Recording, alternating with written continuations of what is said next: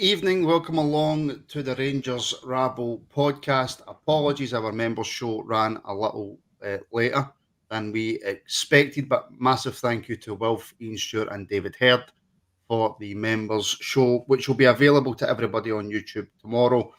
And for all the members, if you didn't tune in live after this podcast, obviously go back and give that a watch. So many thanks to Ian Stewart and David Hurd for that. We don't normally go out on a Wednesday night. However, there's a lot going on. And by the way, that's the reason that we're on at this later time and not our usual time at 7:30. But there's a lot going on. There's a lot of angry supporters. We're out at the Champions League. You'll have seen some stuff today about hirings at Rangers. And I just felt as if everybody needed a wee outlet to get their points across. So get your comments in. If I could ask everybody in the comments, look, we're a Rangers family, let's have discussion, let's have debate, let's be angry, but let's try and get on in the comments. No fighting, try and keep it clean. And me, Connor, and Robert will do our best not to have a fight tonight on the podcast as well. But like I say, I am joined by Connor and Robert. Connor was on the reaction to the watch along last night. Robert, you weren't, so I will start off with you. Firstly, how are you? I'm not bad. Listen, wish I wasn't, pulled into this because you want to just enjoy your Wednesday night, but it's been too much going on, as you say. Not just at the fault of not going through in the Champions League, but just loads of sort of wee bits and pieces that have broke today. None of it positive, by the way, which I'm sure we'll get to. So, at one point, you spend your evening going to bed raging about a referee, and then that anger's just built and built over the last 24 hours. Yeah, and Robert, I'll just stay with you before I bring Connor in. There's a lot of anger. There's a lot of anger placed at the board. There's anger placed at Clermont. There's just anger placed everywhere. And I'll be honest with you, a win over St Johnstone on Saturday is not going to change anything. And God help us on the 1st of September. No, listen, a win won't change anything, but a defeat might plunge it further in to melting point. They say, a defeat's a catastrophe. So I think putting any blame or anger towards Clermont at this stage feels slightly premature, just the ways or the cards he's been dealt with the board. And I mean that just for his initial appointment. Seems to me that he's sold something that's turned out to be a completely different reality there. So I'd maybe rein that in slightly. But the board have got so much to answer for. This stems way back to the lack of preparation for the Copeland Road development. Then no CEO replacement. Then obviously these are the wee bits and pieces that are broke today, which I'm sure we'll delve into in a bit more detail. So it's just snowballing, and I feel, you listen to what we spoke about on Monday night's show, the Graham Souness clip, no football and sort of know-how on the board, and it's really showing because they're making, time and time again, mistake after mistake, and we're looking really, really silly. Add to that, as you say, fan base is growing particularly sort of bitter and angry about the whole thing. So it's going to come to a breaking point, and I'm not suggesting it'll be anything like we saw when 10 in a row fell down, but something's got to give, because as you say, you saw fans voting with their feet last night. So yes, I have not combed my hair, Craig. So you saw fans voting with their feet last night. That's going to feed into other bits as well in terms of finances, which I'm sure we'll come on to. So it's a massive melting pot. I think another reason actually for this show tonight, Connor, and look, everyone who does podcasts on whatever subject it is, right? The people who are on them, hosts, guests, co-hosts, whoever. And by the way, I do just have to say I've got quite bad toothache, and I think I've got a hole in my tooth. So if I sound a bit funny or whatever, it's because of that. But yeah, people get criticism. Not everyone's always going to like you. If somebody takes a dislike to you on a show, it tends to stick, which is fine, which is absolutely fine. But one comment, Connor, stuck out to me a wee bit. And I didn't watch the podcast back after reading this comment. I just thought to myself, do they have a point? Right? Which is crazy because they don't. But the comment was, what's happened to the Rangers Rabble? It used to be honest chat, honest debate, and now they have become a shill for the club. And I read that comment and I went, even if people don't like you, right, which is fine, I'm not a very likable person. Um, to say something like that when I feel like we give fair and honest feedback, Mm. and I want to qualify this. This is the longest I'll ever speak, I promise. I want to qualify that by saying, and I actually put a post out on Twitter about this. Just because you have a platform, however small, big or small that platform is, right, doesn't mean the stuff that you're saying is right. And it certainly doesn't mean you're important in the slightest. We're just Rangers supporters who talk on YouTube about Rangers. That's it. Nothing more, nothing less. I certainly don't think I'm special. Um, Robert probably does because he's a handsome guy, right? But me and Connor don't. No, sorry, Connor. So we are just people on here talking about Rangers and giving the opinions that we feel that we have to give, right? Um, so I read that comment, Connor, in amongst everything else that's happening, and I thought, no, let's get on the show tonight and let's have an honest chat and an honest debate. We'll probably touch on the game last night. We'll probably touch on the manager, but I want to focus this early part of the show on the board, Connor. Mm. And I'll be honest with you, and said I done that solo video thing when I was talking about the board, and it just feels like, Connor, just about every decision that they make is wrong. Every time Bennett comes out and speaks, he makes it worse. Um, I don't know where the board go from here because they can't. It's not as if they can't. We can't just say you need to go, you need to get out because then we're relying on somebody else to come in. It's not a player or a manager. It's the board. It's the people who run the club. So I'm feeling a little bit lost right now, Connor. Well, where to Feel start free to there? disagree, by the way, and I hope you do. Well, listen, I think the first thing to say is that certainly speaking for myself, and I think the other guys that come on here, I will only ever come on here and give you my God's honest opinion. Doesn't mean I'll always be right, but I'll only ever give you my honest opinion. And there's no hub shilling or propaganda and done here. It just isn't how it works. We'll call it like we see it, and people can disagree with that. But the fact is, I think where we're at just now as a club, it's hard to look any further than the decisions the board have made. You can't get away from it. John Bennett, since he came in, has just sleepwalked into shambles after shambles, really. I don't think we can say we're any further forward today than we were when John Bennett walked through the door, on or off the pitch. And that's a real concern.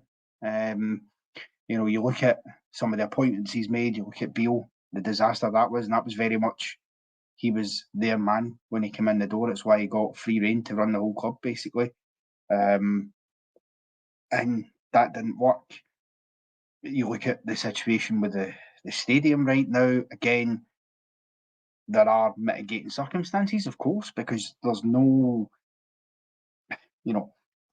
contractors and build them up particularly does things happen, delays happen that are out of people's control. But the board really should have been on top of this stuff well before it got to the stage it did. They should have done their homework better, which seems to be a common theme right now with this board, not doing their homework, not making the right decisions. Even when you look on the pitch and the things that have happened there, again, and I think there was a comment earlier which I think was absolutely spot on. When you're in a position, we know when the Champions League qualifiers come up, and we know how important they are to the club in terms of finances, and not getting business done early enough and getting players in the door who can actually, hit the ground running and play from the off. Not throwing everything you've got at it to make sure you qualify for the Premier competition in Europe and get the wealth of riches that come with that, particularly in a season like this when there's extra games that you automatically get by qualifying, whether you get out of the league stage or not, just because the way that's now set up. So, it's a real failure of the club to do that, and it's left us languishing behind at the moment. I do think that some of the criticism, some of the feeling right now, whilst I get it, can go a bit over the top. I think there's people talking about Philippe Clement and his future, his job potentially being at risk and things like that. I personally, and I said this last night, I don't think that's fair. He said about 10 months in the job, a lot of the shambles that's happened in that time isn't much to do with him. Yes, there's mistakes he's made on the park, and we'll absolutely delve into that. Make no mistake about it. I'm not going to shy away from that. I think there are things he's done and things he's said that he's not always, I don't feel, the best at getting his messages across to the fan base. He shouldn't be immune for criticism, though, Connor. He's not immune for criticism. I think one of his biggest flaws is he doesn't often get his message across clear enough. He says things sometimes and then he leaves you confused to a degree. You look at the proper situation, for example, for the other week here, in a press conference on Friday, he says proper can't play because there's paperwork issues. Then 5 minutes before kick-off on the Saturday, he says, no, we just thought it was best not to play him. And then you hear after it that it was because he had, had to go to IKEA or whatever and get himself settled into his house and things, which is fair enough. But why confuse the pot there? That creates a frustration because that leaves fans thinking, well, why are these players not playing? And you're not getting a clear answer. Even last night he said a similar thing. He said, look, I get it when you're not a manager or you've not been a player and you don't really understand the human body. I get why you would ask and think these questions about why players aren't playing. Again, things like that are it's a strange thing to say because at the end of the day, as manager of Rangers Football Club, him and his team and his scouting team are identifying players to come in the door. And if those players aren't fit, why did they not know that for the start? So absolutely, there is criticisms you can label at Clement's door. Right, I'm going to bring this quick point up. The stadium issue, I don't really know where I stand on that, right? Because delays happen. I've even said it in the past, delays happen. But then, see the amazing thing that I don't think enough people do in the YouTube world, in the news world, is when you hear things, the ability to change your mind. I think that's huge. And I'm certainly willing to do that. I don't know if there was ways that Rangers could have checked to see if there was possibilities for the stadium materials to be withheld or late or whatever. I don't know if the board could have done anything more than what they've done. That's what the point I'm trying to make in terms of getting us back to Ibrox. And I'm also not sure how big a deal this would be in isolation. But Megatron 1873, I mean, Megatron, what a name. Martin, please highlight the stadium issues could have been avoided. We had a proposal to use a UK firm to design, manufacture and construct the works. It would have been done for the first SPFL game. Now, just quickly on that, Robert, right? Not many businesses will go with UK-based companies nowadays, whether that's right or wrong. It's clearly wrong. You should always invest in the UK, and especially in your own country and stuff like that. But countries use Asian countries because they're cheaper.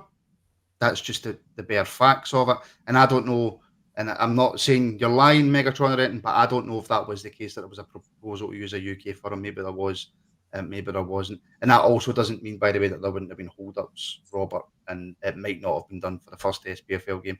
But just in terms of the stuff that we're going to speak about the board, let's wrap up the stadium. All right, that's it. Well, listen, we've spoken about the stadium for tens of pods. It filled the summer pretty much. I've saw a snippet of a clip today. I don't know if it's a supporter. Somebody just walked into the ground and started videoing. Looks like there's still plenty to be doing. So it is what it is now. You'd like to think if the Broomloan Road's going to be done, then lessons have been learned and they don't make the same mistakes twice. But with this board, you wouldn't put it past them. That's the trouble. Nobody's got any faith anymore. They've literally spent with the Rangers supporters now. The supporters don't believe anything that's coming out. Not that a lot is coming out, by the way. We're sort of, we're relying on Megatron to understand the construction deal and what the proposals were. So you've got to take that sort of stuff at face value. Say I don't know of any insight into that, but certainly with the stadium, it is what it is now. I don't think we're going to be in a position with where John Bennett said it'll be October at the earliest. I don't see that, and I don't think when he made that statement he actually knew. I think that he was just trying to maybe buy himself and the board some time. So, listen, the stadium's been an absolute mess, and it's actually filtered into other problems. Like I say, last night, you look but down on ticket sales. People just aren't buying in to go to Hampden. It's murder to get out of. People already got the precedent set up at Hampden before it's even announced. We didn't want to really go there, but we had to do it out of necessity more than anything. So all the financial stuff's going to feed into that. How much we're paying the SFA to use Hampden. How that impacts on Clermont's budget. So it just starts dominoing into that. And you look at last night, we got out of the Champions League, albeit for a referee, but also then the Hampden factor comes into it. When listening to guys that were at the game, no real atmosphere there. Ibrox has been a fortress, and all this stuff, when you're getting beat and things aren't going well off the park, start to add up and they start to be using evidence against you. Right. Let's the stadium stuff, because I don't know enough about construction and deals and stuff like that, and I feel as if that's just taking us away from the overall topic. And Robert, I'm coming straight back to you. The position that we're in right now, why are we in it? Through years of just mismanagement, really. I don't want to sort of go over what Connors went over there in terms of, hiring a manager. That's certainly one. Us as a support, I think, are guilty as well of not being patient. I hear often in Glasgow you don't get time, but somebody's going to need time. If people are hell bent and saying, right, I'm done with Clermont, there's no playing style, let's get him out, then I'd like to say to them, who's going to take it? There's Can I just interrupt, Robert? Sorry, there's just been a statement made by Rangers with regards to the Old Firm allocation. I think this was mentioned earlier on today, but it's a very, very, very brief and short statement, so I will read it out quickly. Rangers was today informed that Celtic will make no allocation for away fans for the September Old Firm game. The allocation to be implemented by both clubs was clear, and Rangers was taking... Who wrote this? And Rangers was taking all steps towards fulfilling that agreement. In the meantime, we can confirm that no away allocation will apply for the January Old Firm fixture at Ibrox. This is consistent with the reciprocity, I don't know that word, embedded in the agreement reached between the clubs and the SPFL. We, first of all, unless I've read that completely wrong, and I might have, by the way, and I apologise if I have, but see if I haven't, whoever wrote that needs a lesson in how to write in English. Connor, I'll come to you on this. I don't know how many times, as a Rangers podcast, we have every right to be annoyed and angry and fed up with a lot of the clubs in Scottish football, right? Yes, back then we made mistakes, but people tried to jump on our heads and on our throats and tried to put us out of business, and clubs were reveling in it, right? So if any fan base has got a right to be annoyed and pissed off at the majority of Scottish football, I think it's us. But on the Rangers Rabble, we have people who are passionate Scotland supporters, and we have people who like the SPFL, the league that we play in, and we have people who want the SPFL to be the best league that it can be, to be the most competitive league that it can be. And we have people, two of which are on the pod tonight, who take time out of their own lives to not just do this Rangers podcast, but also to do an SPFL show. And Robert's got his own Tunnel podcast, which focuses on English and Scottish football. Right, so Robert and Connor are two people who want to see Scottish football flourish, along with many other Rangers supporters in Scotland. So Connor, see this to-ing and fro-ing back and forth. I'm going to slap you in the back, then you slap me in the back, and then we're going to have these kid-on fights to appease both sets of supporters. This nonsense between Rangers and Celtic regarding allocations, this is showing Scottish football up to be tin pot, to be what it is. Yeah, it is, and it's been that way for a number of years now. I think, listen, we can't shy away from the fact, and we have to be honest enough to admit on this podcast, that the whole allocation thing, it started with us. We made the decision at first to cut the allocation. Now, we were perfectly entitled to do that, but obviously ever since then, when there's been an opportunity to put the boot in, they have not missed it. And that's what's happened here again. I think, I don't know why they had to make this announcement now. We're sat here in August. The understanding is and I cautiously use that term because, as Robert touched on, we're not really that sure. But the understanding is we should be back in Ibrox by sort of October time. So that should then have absolutely zero bearing on anything to do with the January fixture, because by then, they cited that they didn't believe we'd have the safety precautions in place that were agreed upon. But how can they make that decision for us right now? They can't. What they've decided to do, in my opinion, is to a degree score cheap points, and I don't blame them because we've done it in the past. It's sad, but it's the state of affairs that the big two in particular are in when they're at each other's throat. And here we are again after getting that agreement, which hasn't even fully been implemented. We're now going to get the first two Old Firm derbies of the season. No away fans yet again. It is getting beyond a joke. It really is.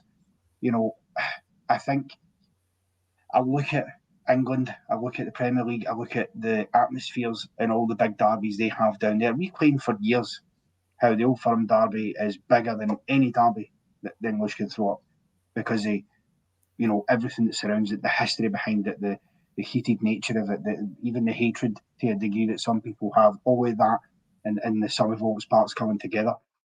It's not really there anymore in terms of that raw atmosphere in the ground, and it damages not just both clubs, but it damages Scottish football as a whole. I mean, make no mistake about it, when that agreement was made last year, that was done in part with Sky Sports, because Sky Sports were sick fed up of this as well. And they'll not be happy in the slightest that they're getting, yet again, a lesser product than what they should be getting. They're not necessarily on the park. They could be great games of football. I'm not saying they will be, but they could be. But they're not getting what an Old Firm derby should bring. And that's problematic. That's why the Edinburgh derby, is taking that mantle for the atmosphere. It's why when Hearts cut away allocations to Rangers and Celtic, they made sure that they said that Hibs were going to get that extra allocation when they came, because they saw it as an opportunity to, promote what they were selling, promote their product. So, yeah, it's unfortunate. As I say, there's an element of point scoring. As much as I'd love to sit here and just fully point fingers at them, we have to take responsibility as well, because it is in part due to issues of our own creation that we're in this situation as well. When are the governing body going to take responsibility, though, Connor? When are the SFA or the SPFL going to jump in and say, right, enough of this nonsense? You're going to give them that many. You're going to give them that many, and that's the end of it. We'll decide what's safe and what's not safe. It's not for Celtic to decide, because ultimately over the last 10 years, we've not been able to see eye to eye in this, and it's just getting absolutely ridiculous. Gaz a legend there saying we don't need Celtic and Ibrox. Fact, I beg to disagree. The product needs it. The atmosphere needs it. I get, obviously, there's people in those seats, and that's probably another argument for another day, but I just think as a spectacle, it's meant to be the best, derby in Europe. If not, I would say the only thing that could rival it is River Plate and Boca Juniors for atmosphere. We need to that's mental. That's not we've got to be selling it on the back of that. And if you've just we've seen it ourselves. Full houses at Celtic and Rangers. It was okay at the start, but now we've had enough. We want it back. We want it back how it was, or as close to. And if the government body are not going to jump in and just leave it to Celtic and Rangers, I don't think we're ever going to get an agreement here. Just seems to be going on and on and on. I'm well aware that the whole allocation thing started with Rangers. We cut the allocation. I get that, and I'm not sitting here saying that if Celtic never get any fans at Ibrox and we never get any fans at Parkhead, then I'm gutted, I'm raging. I'm not. What I'm saying is make a decision and then stick to that decision. None of this headlines of, oh, no fans, oh, fans, oh, no fans. Oh, make a decision, and then once that decision's made, do not renege on it, and let's try and get back to just talking about football. Well, obviously, we're talking about more than that. But that's the whole. And by the way, Colin, I'm going to take you up on your point about atmosphere down south. The atmosphere down south is horrendous, right? It's all plastic travel from abroad fans. That's all English football is. I won't hear anything different. Don't ever try and compare English atmospheres to Scottish atmospheres. It's just a fake game. Listen, I think there's an element of that down south. No, it's a fake game in England. That's all it is. Well, it's not fully a fake game. There are still very much fans who are dyed in the wool and entrenched. I mean, Of you can't course. tell me when you watch a North London derby there isn't a real passion and a real dislike. No, but see if you listen really Arsenal closely, fans. during an North London derby, right? See when you hear the chanting, it's where's the cheese sandwiches? Where's the cheese? That's what the chant is in a North London I derby. think to throw that over the whole English football, I know I can do a different avenue here, is a bit naive. I think that the EFL, there's a lot of Brilliant, absolutely yeah, brilliant. Yeah, I think the EFL's got a lot of And I'll wholesome. tell you right now, I can tell you for a fact, as a Newcastle man, you go into the Stadium of Light or St James's Park, and Sunderland and Newcastle are playing each other. That is, tens of thousands of people for the North East who genuinely hate each other for that. Right, we'll get away from English football, and I'll give you. When you look at it though, we have to examine. He's backpedaling, Connor. No. We are in a situation partly of our own making, because let's be honest here, if we hadn't made such a cock up with the stadium construction, Celtic would have had no reason or no excuse that they could throw in there to do this. We've handed them the ammunition, as we always do. And that's the frustration. Every single time we can make an arse of something and hand them ammunition to take the piss or to score points or to do whatever, we do it. We hand it to them in a silver plate. That has to stop. And that started, I'm afraid to say, with allocation, that started with Dave King. He handed them ammunition in a silver plate. He allowed them to write the narrative when he cut the allocation, because the narrative that got written was it was cut because we couldn't handle the fact we were only winning Old Firm games and we couldn't handle their fans celebrating in our ground, so the allocation was cut. I don't know that was the truth behind that at all, but whatever the reason was, it handed them that ammunition and it made us look like we were running scared. It made us look stupid. And that isn't the mentality of any fans, by the way. None of the fans have ever ran scared for it. That's why we still turn up, we still watch the games, and we still believe. The issue is the club makes us look like fools on a consistent basis with their decisions. And yes, Celtic are scoring their cheap points, but I don't trust that our board wouldn't have done the same to them if the shoe was in the other foot. I really don't. That's when you choose to finish your point. Jeez, I mean, come on, man, that was horrendous. You seen me picking up the juice. Danny O'Donnell, rumour on Twitter, the board will hold an emergency meeting on Friday. Are they saying goodbye? Please, folks, right? That might very well be true, right? But it might also be one pile of nonsense. See right now, and I'm not having a go at you, Danny, because you put a lot of good points in. And he's a lovely chanter as well, Danny O'Donnell. Yeah, very good, very good. I'm thinking about Daniel O'Donnell now. But listen, there's going to be so many rumours flying about Rangers over the next few weeks. Ignore them all. See, until something's announced, don't believe anything. Absolutely don't believe anything. Right. The crux of this show tonight, Robert, is about the board. Right. Now, I'm going to ask this question, and I don't want to see in the comments when I look back at this later tonight or tomorrow, people giving me jip for this question. Right. Number one, are we in as bad a position as what a lot of people are saying? And are we, and I say we because I'm one of the ones who has been doing it, are we targeting the board unfairly? Have they messed up as much as what we think they have? Or is it simply because a Michael Beale not winning trophies and fans are just annoyed? I'm just trying to put context and fairness on it. I think they have messed up, yeah, because look, I don't want to paint Dave King as a superhero, right?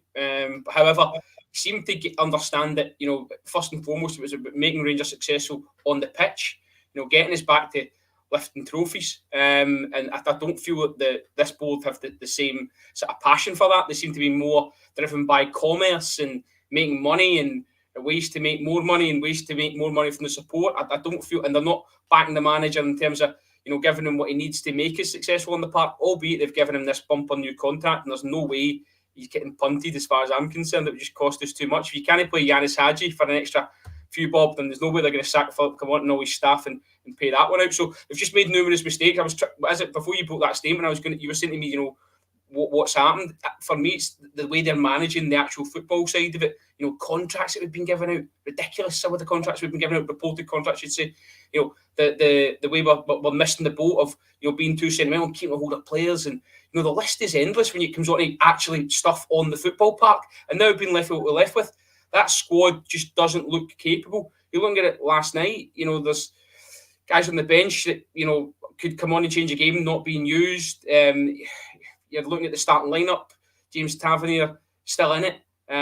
Body language doesn't look great. He looks like he shouldn't be anywhere near at the moment. There's just loads and loads of stuff on the park. I mean, the off the field stuff I can't control. When, as I say, I'm not any expert, but that then once you're not doing it on the park, that becomes a highlight. That becomes full focus. So it's not great for the board. And as I say, see if you get beat at the weekend and it piles on more, they will turn out. I think something's going to happen because it seems to be bubbling away. Well, Ross Wilson in the comments, no, not our former director of football, although it might be. And I'm not going to pull the comment up because I know what he's trying to do, but I'm going to read it out anyway because it's quite funny. Board should just ignore the rabble and we'd still have GVB as manager and we'd be successful by now. So apparently we have all sorts of power. That anything that we say, the board seem to listen to and they make decisions based on that. See if that was the case, by the way, I'd be a millionaire if that was the case, if I had that kind of power. But yeah, but Connor, what I'm trying to do is build context, because I do firmly believe that pretty much, I mean, apart from the stuff that's happened in the background that we don't get to see, and there's people that find out, there's people that can find out all sorts of stuff that's going on at the club, right? And I don't know how to do it, but they find it out. But they could be doing amazing things in the background in terms of the stadium, getting it up to scratch and doing all that sort of stuff, right? We don't know about that. See the stuff that's facing us, that we see manager decisions, transfers, coming out and speaking to us. Every single thing that I have seen that this board has done has been a failure. Unless you can point out to me something that this board have done since they've come into this club that has been beneficial to us on the park, because I at this moment cannot think of one. Well, they fronted the money to sign Jack Butland. That's about all I can think of. It's not the most vigorous defence you've ever seen in your life. No, they have. They've made consistent mistake after mistake, and they've not. The issue is, right, I can accept making mistakes. It happens, right? People are human beings. You can make mistakes. I can understand them making the real mistake in terms of they obviously drank the Kool-Aid, right? What I can't understand is letting the man run the full club top to bottom. What I can't understand is not learning from that mistake so that the next time that you make appointments, that you make sure you've got everything that you need in place for it. Bisgrove obviously left, which has left a hole there, which still needs filled. Hopefully that might get filled in the coming weeks. And it's this constant nonsense that seems to happen. And it's not just that, it's the total lack of communication with the fans. I mean, we had been taught, if they were really listening to the Rabble, they would know that we had been saying for... Well, they would know that we know nothing. That's what they would know. Well, I apparently know, but they would know that we sat, you look at the stadium, how many pods had we done in the stadium since late May when it came out? John Bennett only made a statement a couple of weeks ago. And we've all been calling for it. Rangers fans been saying, what the hell is going? Why are we not hearing anything from him? We didn't even hear much from him when Bisgrove left. That's not how you ingratiate yourself with fans. Don't get me wrong, the interview he ended up doing in the end really wasn't a great look. And the sooner he gets another sort of CEO in there that can actually take care of that sort of stuff, the better. But whether it's that, whether it's hiring external recruitment companies that bring in a marketing manager that turns out to be a dyed-in-the-wool Celtic fan who's made sectarian slurs against the club, I mean, come on, do your bloody homework. This isn't rocket science. It really isn't. It's absolutely do your homework. And they haven't done that in too many of the situations. What I will say, because I think it's important to come back on it when Robert was mentioning Dave King and stuff like that, I think there's an element of rose-tinted spectacles when people look back on Dave King. Dave King certainly ultimately was the man that managed to lead us to Stockton 10 in a row. He was the man at the helm, fair enough. But how many mistakes did he make? Dave King signed Pedro Cachina in, who spent ridiculous amounts of money, bringing in utter garbage and players who are well over the hill. The exceptions being, I think, Daniel Candeas and Alfredo Morelos. He was the one that allowed the whole Mark Warburton debacle to go down when he basically kicked us in the teeth and buggered off to Nottingham Forest, which I don't necessarily blame him for. But again, all under Dave King's stewardship. Graham Murray was in charge how many times under his stewardship, because there was a lot of chaos at that time. So it wasn't all roses and sunshine. Under Dave King, there was a lot of mistakes made there as well. He also, like John Bennett, wasn't always great when he came out and said things, because sometimes he said things that just made you absolutely shake your head or, want to rip your eyeballs out, because some of the things he came out with was nonsense stuff that, people at the top of clubs shouldn't be seeing. He comes out with things saying, for example, that I think when they were on something like 6 or 7 in a row, he said, as far as I'm concerned, they're only on 2 because that's when we come into the league. Okay, fans might say that, but that's nonsense stuff. That's no stuff boards should be saying. So just to contextualise that there, Dave King, yes, cared and was desperate for us to win that league, and I totally believe that he certainly cared more about it than John Bennett, but he made a hell of a lot of mistakes as well that made us look rather foolish. Sorry, my throat there. Well, yeah. Because what I don't want this to just become is us three shouting and screaming about how bad the board are and blah blah blah. And one thing Connor mentioned there, Robert, came out today on socials as it does. I don't even know if it was a marketing manager or a commercial manager, or it was just somebody who was brought in to advise or whatever, right? And Stuart, part of the Rabble as well, made the point that he's not really bothered about this in terms of the bigger picture at Ibrox right now, right? But obviously, we bring somebody in to do a job at Rangers, and within 5 minutes, somebody's checked their social media, and this has to be qualified and on. Somebody commented saying, Martin, will you stop qualifying everything? Well, unfortunately, in this day and age of wokeness, you actually have to qualify everything. I don't care what team somebody supports when they come in to do a job for Rangers, if they're the right person for the job and are going to do it properly. But what I won't have is if I've got a choice. What I don't want, Robert, is somebody coming into the club to do a job for Rangers, regardless of how good they are, when there's sectarian slurs on their socials about our football club. And just to further add to that, and the point that Stuart made to us was that the Rangers board wouldn't have appointed this person; it would have been a recruitment team. But when things are going as bad as what they are, and fans are picking up on everything, this is another stick to beat them with. Listen, the timing could not be any worse, could it? As I say, in the aftermath of last night, then that breaks as well. And it's, if supporters can find that evidence quickly, then you have to answer. You have to ask why, whoever's vetting these guys, whether it is a external company or Rangers themselves, can't find it. So not a great look. Another one to add on to the list, but I think, as Stuart Wright said, it's minimal in terms of the bigger picture. We've just got bigger fish to fry. Connor's on about this, Bennett and King, and we can't go back and forth with that. We've got John Bennett at the helm now. We're asking why, the board aren't coming out. I don't think the board know enough to come out. That's the trouble. That's what's worrying. I don't think they genuinely know, and what they do know, they're sure not willing to come out, because I don't think they can quantify it. So it is a worrying time. It really is a worrying time. Whether they're going to come out, they'll know the feel of the support now. Whether they've got people watching fan media or anything like that, they'll know how the support are feeling at the minute. So whether there's something Rangers watch everything, Robert.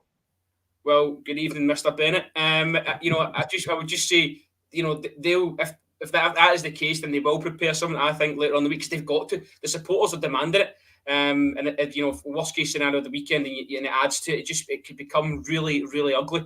So deep breath, but yeah, we're not in a great place. We're not in a great place. Martin, you asked, how we're going to get out of this, and where are we headed? I think it's got to be a long-term plan, whether it's with the board and the manager, but somebody's got to come in that's got a bit more of football know-how and can manage the areas that have been let down, because we've been let down badly in the park.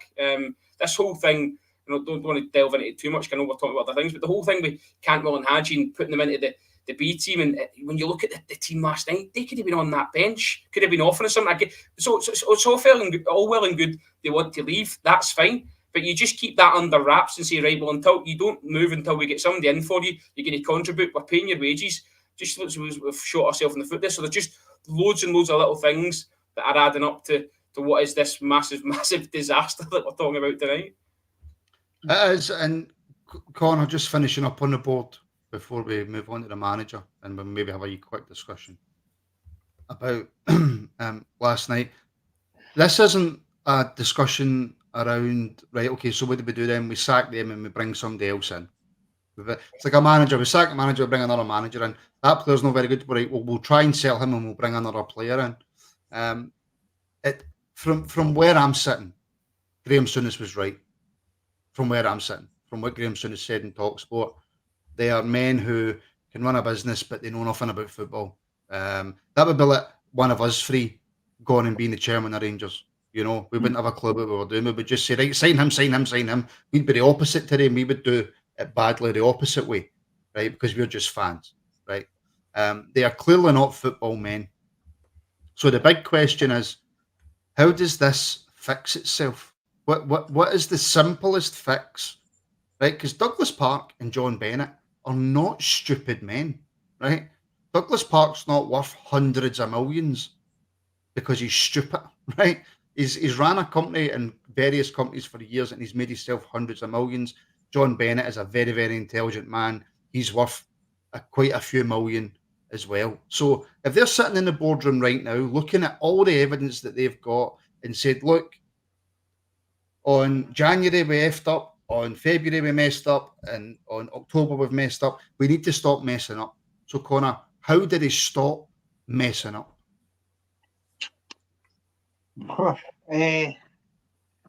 Just an easy question then. I mean, look, I think first and foremost, you get your appointments right. I think whoever this new CEO that's going to come in is going to be a real crucial appointment, possibly more important than prior CEO appointments, because normally right, when things are going well in the park and you're winning things, you're not really normally that bothered by the appointment of a new CEO. It just sort of happens and you're like, okay, fair enough. But in times like this, it becomes very important. So that appointment has got to be the right one. It has to be somebody that can bring that counterbalance back into the club, that does understand the business of football and understands how you actually run a club and what you do. I absolutely, fully believe that. I also think it's time, again, whatever this is stuff they'll do when they have their meeting, I think it's time for them to actually sit down and work out what the actual plan is here. What's the plan for Rangers Football Club? What's the plan for the future? Not just best in class, Connor. Best in class. Well, yeah, but you've got to have a plan for how you're going to get there, and what's Bennett's plan as well. Because I tell you one thing that does happen at any chairman and all the rest of it will always have their own exit strategies. They'll have a point where they go, I want to get this out there, and then pass the baton on. So what's that kind of plan looking like? I think there was a bit of long-term thinking in terms of when they gave Clement the contract extension. That certainly said that they were backing him to be in the dugout for the long haul, that they see him as a guy that can change things around on the park. But again, he can only do that if the board can find a way to give him the resources to do it. Because right now he said, one arm and half a leg tied behind his back. He can't. He's struggling in that aspect. And I think as well, I don't know what the situation is with Douglas Park, but I think you need to try and look at getting some new investors into the club as well. We need some new money, because I don't think Douglas Park's in any mood to keep opening the checkbook and parking with much more cash. I think, that's got to be something you look at.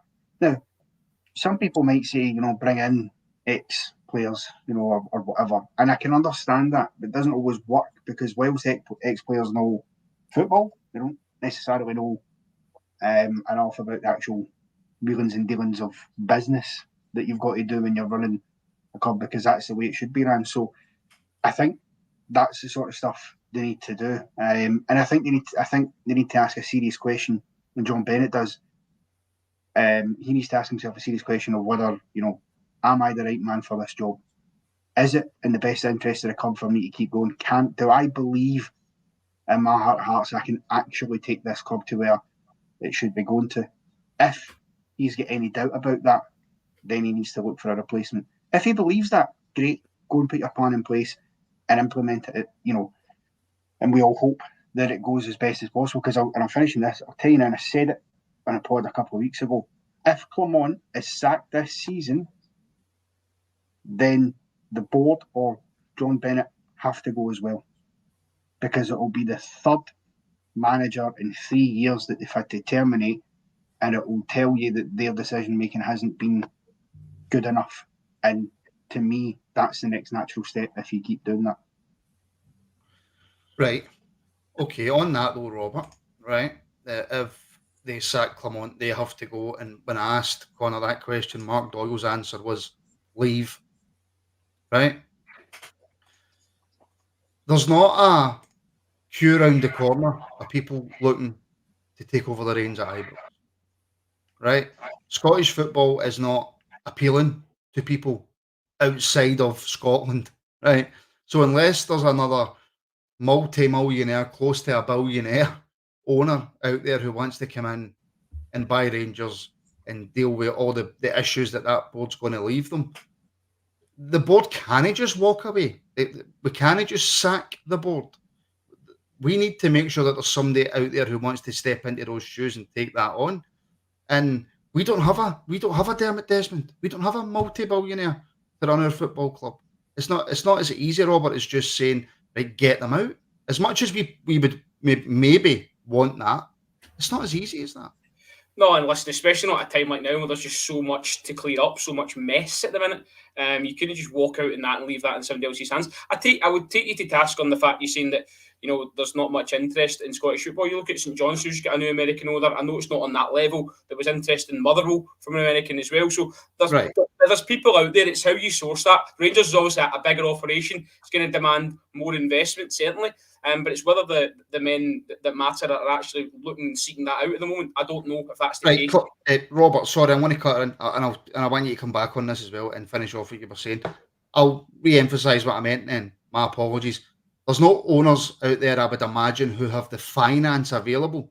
It's all right going and buying Dundee and buying Motherwell and buying Dundee United and buying whoever in Scotland. It's a completely different kettle of fish buying Rangers.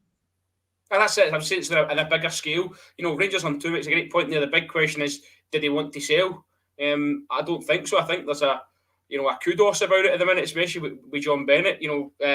Connor asked there, he's got to ask himself if he's the man. That would mean you're sort of delving into the man's integrity, and I don't know him well enough to make that judgment. So, as you say, the CEO is a massive appointment. You don't talk about that if you're winning on the pitch, blah, blah, blah. But that's because your CEO's probably doing his job right. That's why you're not talking about him. So, it's the board's a difficult one.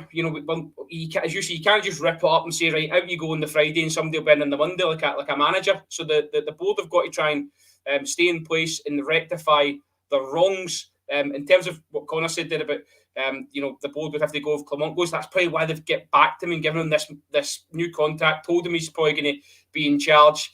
As somebody said earlier, they're almost hiding behind him. And I'll caveat that by saying, see if you do sack him, who's taking it? As I say, Rangers have come out openly. The manager's come out openly. There's no money to spend. You're not playing at Ibrox. It's not a great proposal at the moment. So, and who's going to do a better job? So, I think at the moment you've got to just trust the manager in that sense. Trust his process. He's been honest in his assessment and said, "Look, October, November, you might see, or you should see the best of this squad, but he's going to need reinforcements and backing. And are we going to get that? Having just missed out on that money last night." Connor said, "What's the plan?" Well, the manager came out and said the plan's been set back a couple of years because we've not qualified for the Champions League.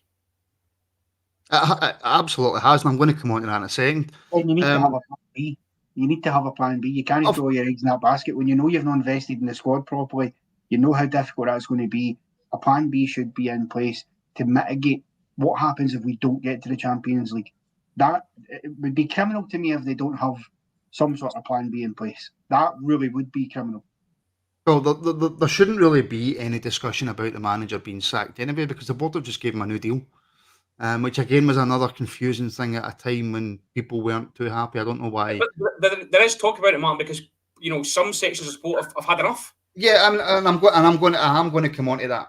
And by the way, the point that I'm trying to make is that the guys that went and bought Man City, right? There's a reason why people invest in English football, and that's because of the reach that English football has. That's the only reason people invest in it, was because the people that run the Premier League, the people that started the Premier League, were extremely smart people, and they got that league up to the standard that it's at in terms of the viewing figures and the amount of people that watch it and the reach that it has. That's the only reason people invest in English teams. Do you think Saudi Arabia cares about the UK? Do you think Americans care about the UK? No. They're going in there for political reasons and for other reasons as well. The people that own Liverpool, they want money. The people that own Man U take money out of the club, right? That's why they're in there. The Saudis are in at Man City. The Saudis are in at the boxing for political reasons, right? That's the only reason there's investment in English football. Scottish football can't offer that. We can't offer that, right? All we can offer you is you're going to come in, you're going to own the club, and you're lucky if you break even if we do well in Europe. That's all we can offer somebody who isn't attached to Rangers Football Club, right? And by the way, you might get seen on Sky Sports, and if you come in, you get wee dribs and drabs here for England. People would rather go and invest in Championship clubs down south than come and invest in Scottish clubs. That's all I'm saying. In terms of the level of owner that we need, that's why it's extremely difficult, and that's why we're stuck between a rock and a hard place when it comes to the board. On to the manager. You have mentioned the manager, Connor. A lot's been made about his record. A lot's been made about what he inherited when he took over, etc., etc. We can't judge him because it's Michael Beale's players, etc., etc. Right? You can always judge a Rangers manager at whatever point you want as a supporter. You're well within your right to judge any manager that you can. But Connor, I don't like people saying it's Michael Beale's players. It's Michael Beale's players. Blah, blah, blah. His record at Rangers so far, albeit it picked up at the very beginning and then it tailed off. My argument would always be about a manager. See if he picks up a group of bad players from a previous manager, or he picks up a group of average players who weren't playing for a previous manager. A good manager, a talented manager, a motivational manager will make the players play to their maximum level, right?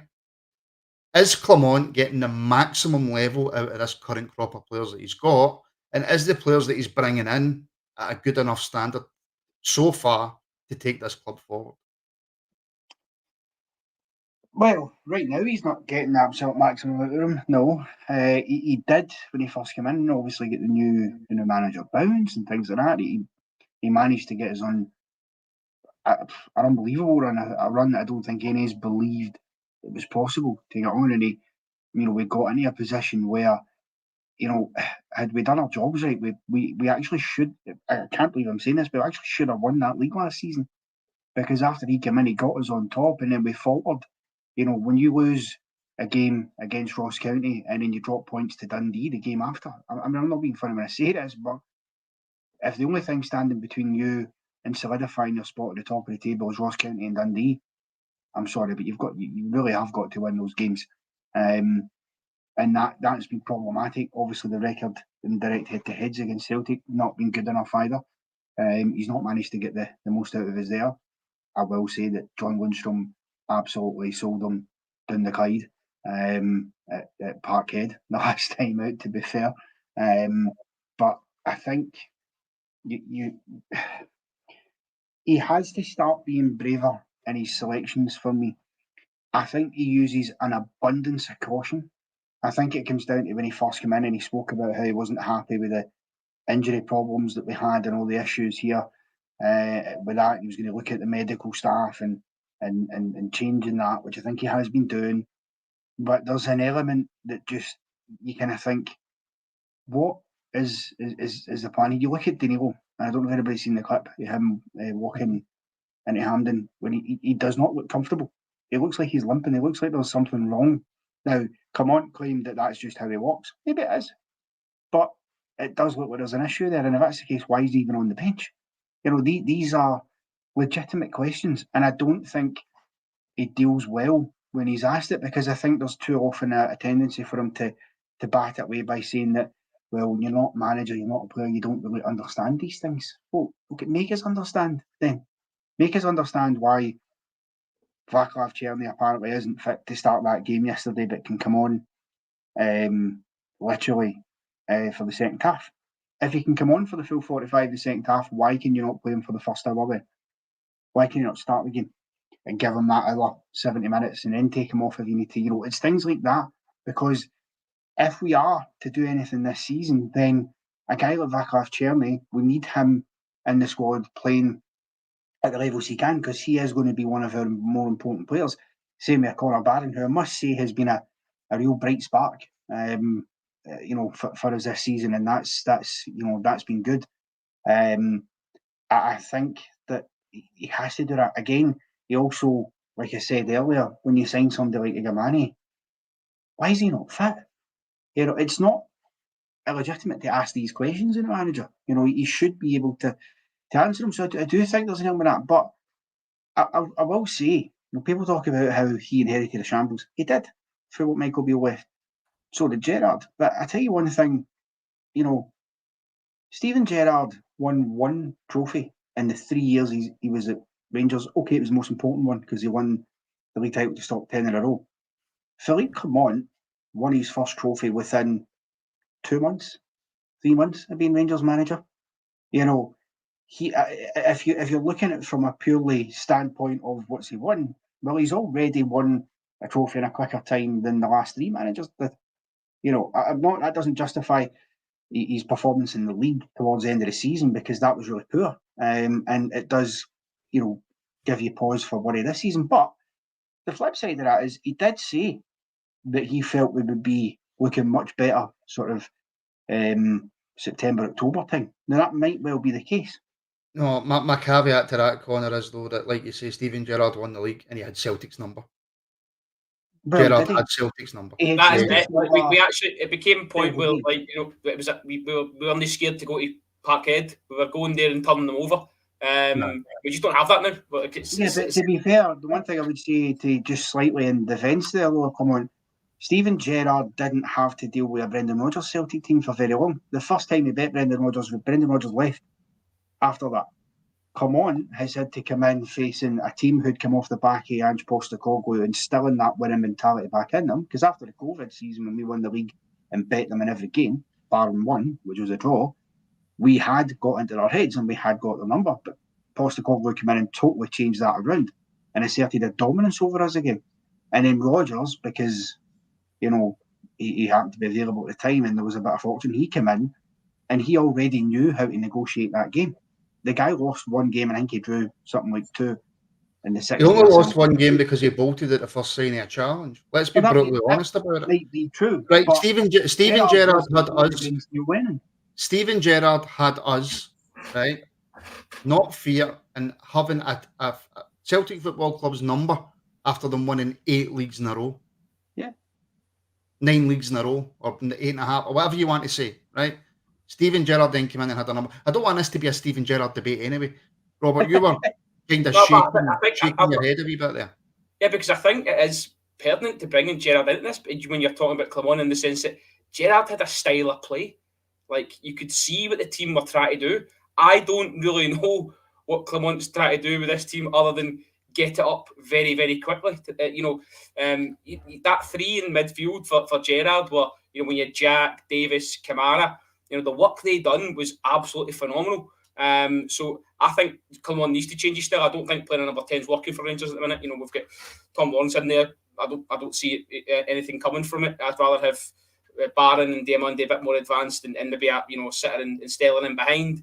But whether that's something he's planning on doing, I don't know. But I think bringing Gerrard in is pertinent, as I say, because I think a lot has gone wrong since he went away. Somebody said in the comments, you know, fix the roof when the sun is shining. That was one of his famous quotes as he partied. We didn't back him, then we ended up backing managers thereafter. So it's just a strange one. I think we've massively missed the boat. And as much as, you know, we're saying back the manager, you know, let's not go in on him too early. He's not been backed by the board and he's been given a bit of a raw deal. See if he can't beat Celtic. That's where you're judged here. if you're no good to us if you can't beat Celtic, and they really want to go, years of their dominance again under Brendan Rodgers and just no lay a glove on them, because I don't know about you guys, but I've got Celtic supportive family and friends who they're at me every day for all this. People can say, I don't care what Celtic do, but I think it's that without each other, it's nothing. So you've got to care what they do, because you want to try and get one over them. It's really, really important. So is Clement going to be the man to get the better of Brendan Rodgers? We'll see in a couple of weeks. I'm not entirely looking forward to it, but we will be judged in that game massively. Yeah, can I just say to Eck in the comments, just quickly, sorry, Con, I'll just say to Eck in the comments, I was being a wee bit facetious there about that Brendan Rodgers comment. I was just trying to have a wee laugh at a situation, Eck, that we're not currently enjoying. Sorry, Connor. Yeah, no, that's fine. Firstly, before I do, Stephen Fate, I agree with you, mate. If he plays Cherny and he gets injured, he gets criticised for that, but sometimes you've got to take the risk, and that was the point I was making. You can't have that players play your best players for the start. Well, exactly. You can't just drop them Cottonmill for everything. You can't manage minutes the whole season. But the thing about, and again, I hate to sound like I'm jumping on Clement's defence here. I'm not, because I have a lot of frustrations with him myself. But Clement has had an unbelievable amount of bad luck against Celtic as well. You can't discount as being irrelevant. There's about 4 goals disallowed against Celtic last season, 2 justified, 2 on the wire. He said players like Lundstrom throw them under a bus, get themselves sent off when you just get back into a game. Balogun obviously gets sent off as well. In a prior game, I don't remember Steven Gerrard having that level of bad luck against them when nothing just seems to be going for you. Now, that doesn't excuse the way he's set up in those games and his tactics, because the one thing he's got wrong is he's never started those games properly and on the front foot. It's always took us a while to build into them. And by that point, we've ended up being behind before we start playing. That absolutely lies with him. There's no question about that. And he has to, as Robert says, I totally agree, the number 10 thing isn't working. He has to look to change that. But like I say, I do have some sympathy, because, to get that level of bad luck, it is really frustrating for him. And he must feel that. You look at that game at Ibrox, and you can debate whether it's the right or wrong decision. But when we scored that penalty and then thought we'd equalised about 2 minutes later, if that goal stands, we're probably going to win that game, because everybody was up. That get disallowed, and then it just seemed to deflate things a bit again. And then, eventually we got equalised and ended up, behind and again. So it is things like that. Absolutely, he's got to look at tactically as well. But he's been unlucky to a degree. Well, listen, look, for whatever my opinion's worth, and I know it's not worth much. The manager needs time. It's as simple as that. Even I don't want to bring English football back into it, Robert, and I know that Arteta hasn't quite yet won the league with Arsenal, but they were poor. They were really poor under Arteta in the beginning as he was building, and now they look like a team that can actually go on and challenge Manchester City. Now, I'll actually bring the question to you if I can find it from our very own Ian. Here it is. Here's and this bleeds into me mentioning Arteta. Here's one for you. Is it a fair expectation for us to demand Clement wins the league this year? Before you answer, Robert, I can just, everybody that's watching this, I can see them screaming at the computer or at the telly or whatever they're watching this on. Or Rangers Football Club, first is everything, second's nothing. You've got to win the league.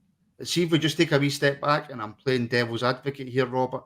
The state we're in with the board, the state we're in with that football team, the fact that we're now out of the Champions League, and we'll quickly discuss that before we go in terms of how far we're now behind in finance.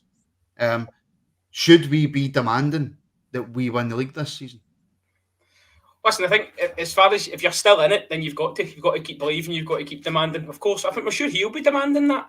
Sure, as a manager, he's not going in to the training ground every day and going, we might need to get a buy this year. So I'm sure he'll be pushing them, he'll be demanding. I think as a support, yeah, we can demand that. I don't think that's a bridge too far.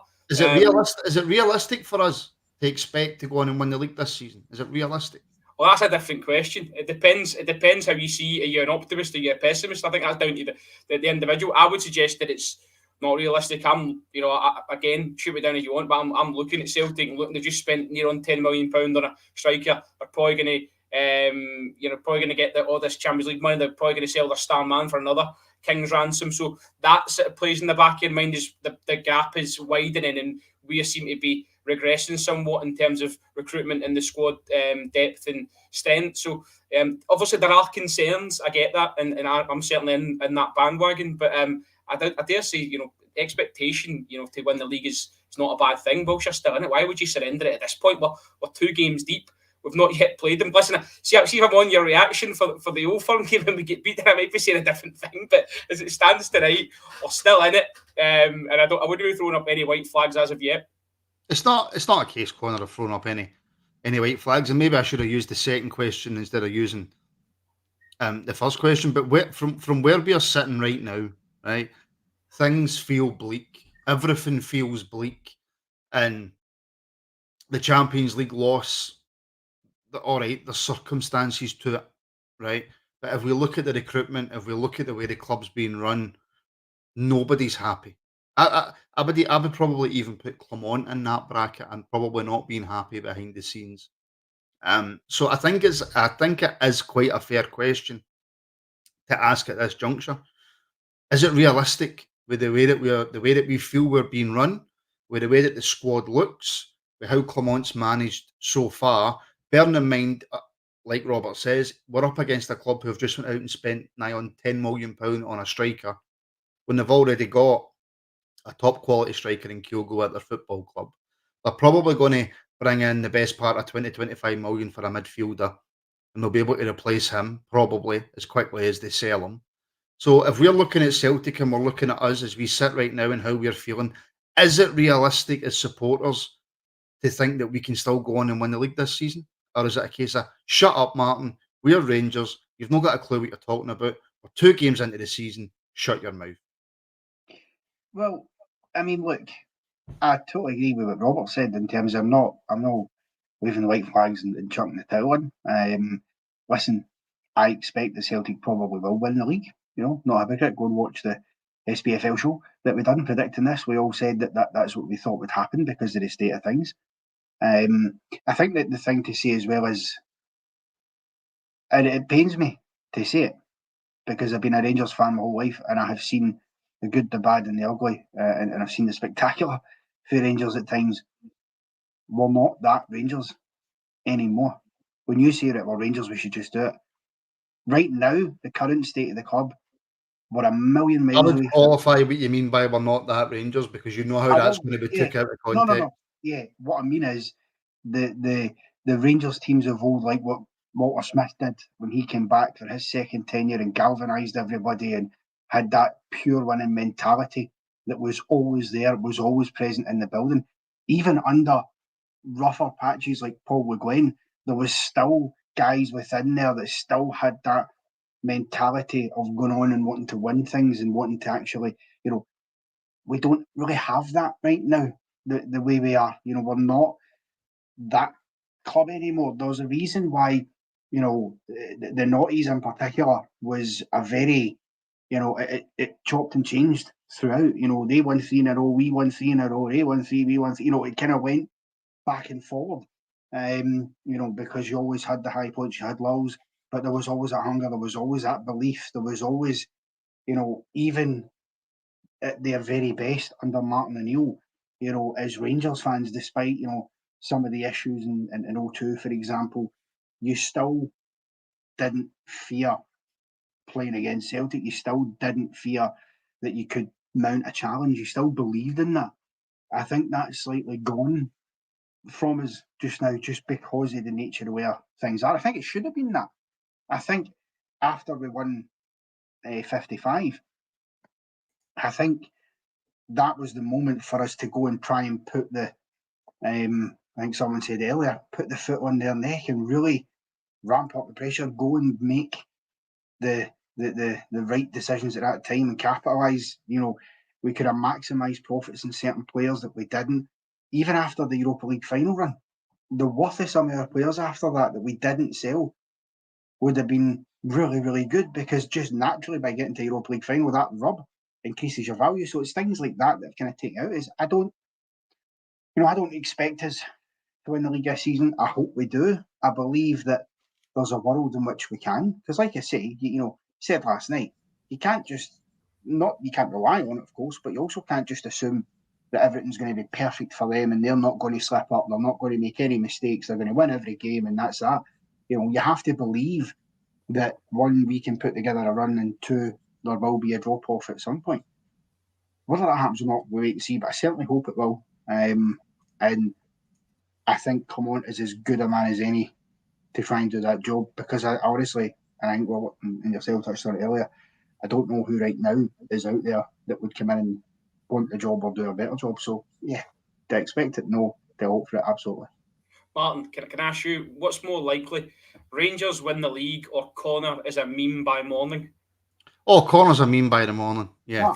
Yeah.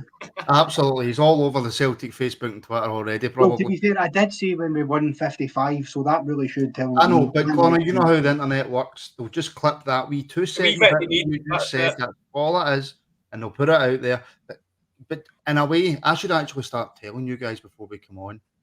I'm going to say stuff that's a wee bit controversial, because it's great advertisement. It is superb advertisement, man. Somebody's called him the meme machine. He is. He is. He absolutely is. Connor the meme machine. Listen, it helps promote the podcast. I'm happy with that. Just quickly, just very quickly, Robert, in terms of that defeat to Kiev, I'm not even going to discuss the game because we'll be here all night. Just in terms of the ramifications of that, I don't think we'd have went and beat Salzburg anyway, if I'm being brutally honest with you. But if we had beat Kiev, then we have the chance to go and beat Salzburg to get to the Champions League. How damaging financially and looking ahead to the future for bringing in players is that loss? Well, the manager said that Champions League money wasn't in the budget. So ideally the plan shouldn't change. You should still be able to go for the targets that we had before the game. However, had we got the money, then it might have changed in terms of bringing in one or two extra players that with the funds used. I still think there's that money could have been used probably in other areas as well. You look at the ticket sort of fiasco, if we'll call it that. A drop off in supporters coming in, a drop off in revenue. I was heard today reported that the hospitality's not been affected. It's just the footfall sort of in the standard tickets that took a hit. Is that going to be the case in the Europa League? That'll be yet to be seen. But certainly puts a more importance on the Europa League and making that a successful campaign if you're hell-bent on making as much money as possible this season. So be interesting to see how we get on, who we draw, where we're headed. Because obviously, again, that's like the Champions League. It's a different format. I think it's 4 at home and 4 away. So I would encourage people to try and get along if you can afford it, and if you can get there and you've got the time and try and back the team, because bigger picture, as we said, we've got to try and claw in as much money as we can to keep up with the Joneses. Yeah, I get that, and I do actually very, very quickly want to discuss the crowds at Hampden as well, just very quickly. But Conor, I'll just come to you on that point, just for your say on it in terms of a setback and financially, not so much for this season, because I think what Rangers are doing, they're building, but in terms of targets that we maybe could have looked at even at that younger age bracket to bring in, just financially wise, has that loss, has Celtic gone on getting into the groups automatically getting that guaranteed 30 odd million, whatever it is us losing out on the 40 odd million that we would have got? Has that set us back in terms of challenging? Well, unquestionably, it has set us back a bit. Yeah, it allows them that bigger war chest, and we're having to sort of, make do with what we can. For want of a better term, they're shopping and Harrods, we're shopping in Sainsbury's. There's still that is an issue, but I can't even afford to shop in Sainsbury's, so that's no bad going. Well, we're going to say Aldi, but that feels a bit harsh. Do you know what I mean? Aldi. Listen, absolutely. This is what I was going to say. You can still find a great deal in Aldi, and you can still maximise and get the most out of that. And I think that's what we have to do now. Listen, let's be honest here. When we did qualify for the Champions League, what did the club do with that money? They pissed it up against the wall.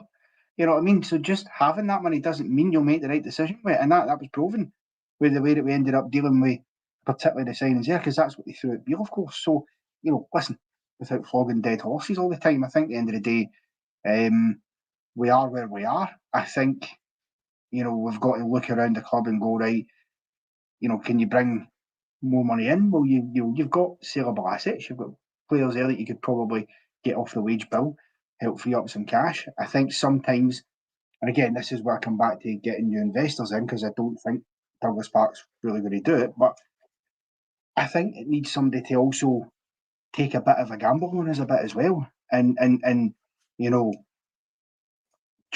a bit of investment in. I mean, it's difficult because bear in mind, this is an important part.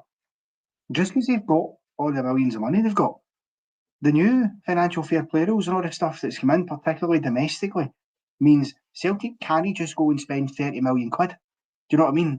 There is a balance they have to make now, albeit when they bring in money for like a Matt Riley, that helps. But they're still not going to go and do that.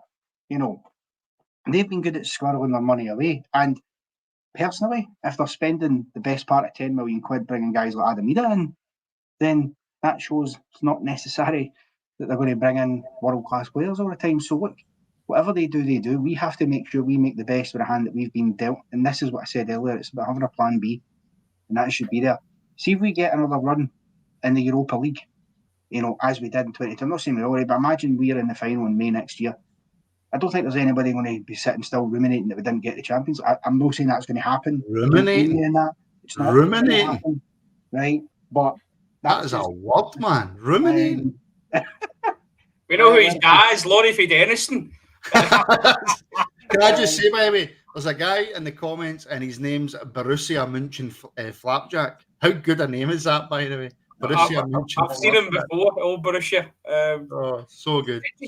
Connor, just on, I know it's the Rangers Rabble, but that Adam Ida signing to me just says that they're trying to appease Brendan Rodgers, because I don't think they'd have ideally liked to spend £9.5 million on a boy from Norwich that arguably they fluffed up when they done the loan deal and didn't get something in place where they could have got him probably at that point for about £3 million.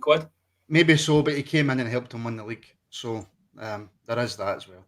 Just very quickly then, Robert, last night, wasn't it? Yeah, it was. Not that Hampden wasn't sold out. It wasn't dead by any stretch. I've seen people saying it was dead. There was still a lot of fans there. Is he going forward? Do you expect until we're back at Ibrox that there will be quite a lot of empty seats in Hampden? Aye, there'll be a fall off certainly, especially the way it's going. I mean, the weekend will be horrific. I really, it's a later kickoff, isn't it? Is it 5:30, 6:45 kickoff, something like that? So I'm also talking for league games as well. Aye, no, listen, as I say, I think there'll be a fall off. People just don't want to go there. You listen to phone-ins earlier on before we've come on here, and fans just saying it's murder to get out of. I think Ian Thompson, our new cult hero on the podcast, was saying that there was, ugly scenes in the way back. We're past 10 o'clock now. Bags of pish being thrown out of windows at people. It's not great viewing at all. So I just think people are turned off by it, completely turned off. Some people don't like the atmosphere. Some people don't like the location. It's just not great. People are creatures of habit. Yourself. People have got routines about how they get into the stadium and stuff. Do you know what? Something that's not been picked up actually is, the pubs and stuff around Ibrox. How are they feeling at the minute? Because they're up in there thinking, well, is it going to be October? Is it going to be January? I mean, that's their livelihood. For instance, the Loudon Tavern, I think, only opens when games are on or at weekends. They'll be absolutely hurting these businesses all around there, which I think they've got to be taken into consideration here as well, because they're getting absolutely pummeled by it, and it's out of their own hands. So it's a horrible situation. And I do just answer you back to your original question. The tickets are going to fall off massively because of that. I just think we're not in a great place. So the only way to turn that around is to maybe go to Parkhead and do them and lift morale, and then people might buy into it for the next few weeks before we return home. But again, that's still to be confirmed. It is right, gents. That'll do. Unless you want to jump in there, Connor, to finish off. No, just see to try and maybe it's the eternal optimist within me, right? But to try and end us on a more positive spin, because it's been a challenging one. What I would say is, with the expectations being as low as they are and how people are feeling, just imagine how much better it'll actually make you feel if we pull something after this season. Genuinely, I mean, I'm not saying we will, but just think that will feel a million times better if we somehow manage to pull this out of the bag and pull ourselves back for the depths. It's the only positive thing I can throw in, but sometimes you just got to try and just believe that you never know. I would absolutely love it, by the way, at the end of the season, if we go on and win the league and people can clip these up and take the absolute piss out of me, go for it, do it. I would absolutely love it, because that then means that we've went on to win the league and we've been successful. And that's, at the end of the day, that's all that matters at this football club. Conor, Robert, thank you very much. Thank you to everybody who's tuned in. Loads more than usual, obviously, because of how most of us are feeling. And obviously, there's quite a few people tuned in who maybe not are of a Rangers persuasion, but thank you very much for your views and helping to share the podcast. It's greatly appreciated. Please make sure you give the show a like on YouTube if you enjoyed it, and if you don't like it, give it a dislike. Crack on.